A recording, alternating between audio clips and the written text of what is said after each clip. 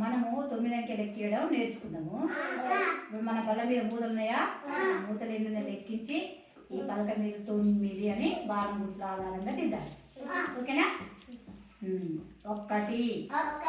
2 3 4 5 6 7 8 9 మూతలు 9. ఇప్పుడు షాను లెక్కిస్తుంది. ఓకేనా?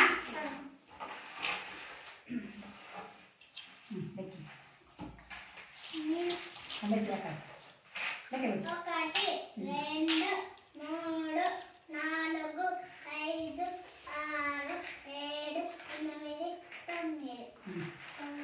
9 మూతలు 9. Very good. చూరా